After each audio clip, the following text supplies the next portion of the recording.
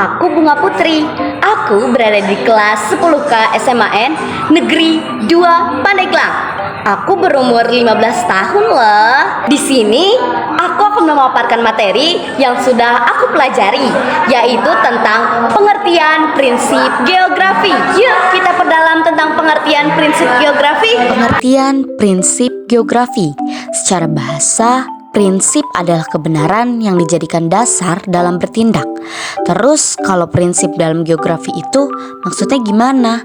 Prinsip geografi adalah sebuah landasan dalam menjelaskan suatu gejala atau fenomena yang terjadi. Contohnya, kita mau membahas tentang fenomena air terjun. Dari air terjun ini, hal apa nih yang mau kita bahas?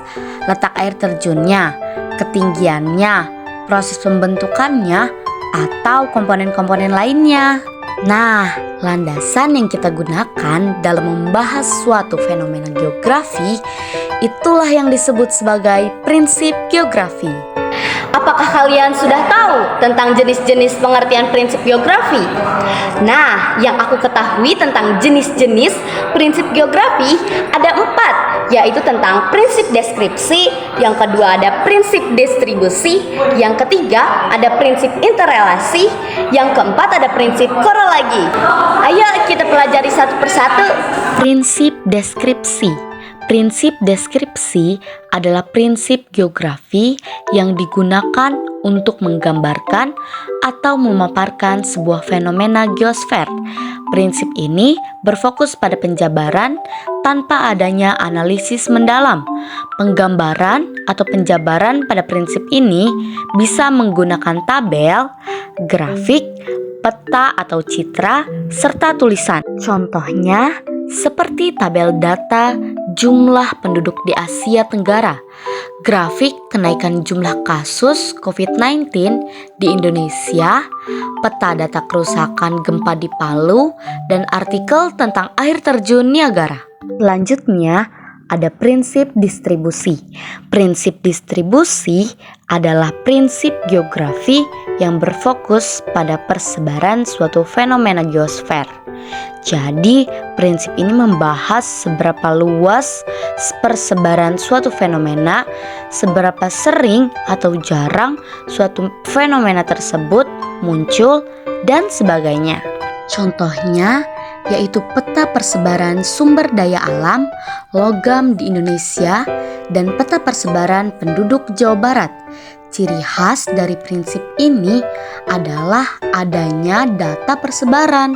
Jadi prinsip ini bisa digunakan ketika terdapat ketidakmerataan fenomena di suatu wilayah. Selanjutnya, prinsip interrelasi. Prinsip interrelasi adalah prinsip geografi yang berfokus pada hubungan timbal balik atau sebab akibat antar fenomena geosfer. Prinsip ini menjelaskan mengapa fenomena geosfer bisa terjadi akibat ada fenomena lain. Contohnya yaitu gempa bumi bisa terjadi akibat adanya tumbukan lempeng bumi. Selain itu, adanya hujan lebat yang terjadi secara terus-menerus dapat menyebabkan terjadinya banjir.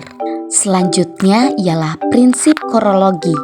Prinsip korologi adalah prinsip geografi yang menjabarkan, melihat persebaran dan hubungan sebab akibat dari fenomena yang terjadi. Dengan kata lain, prinsip ini merupakan gabungan dari ketiga prinsip sebelumnya, yakni prinsip deskripsi, distribusi, dan interrelasi. Karena merupakan gabungan, maka prinsip inilah yang cakupannya paling lengkap dibandingkan prinsip lainnya. Contohnya, kita ingin membahas tentang gunung api di Indonesia, maka kita bisa membahas jumlah gunung api yang ada di Indonesia, persebaran gunung api di Indonesia, alasan mengapa Indonesia memiliki banyak gunung api. Sudah selesai, terima kasih. A few moments later.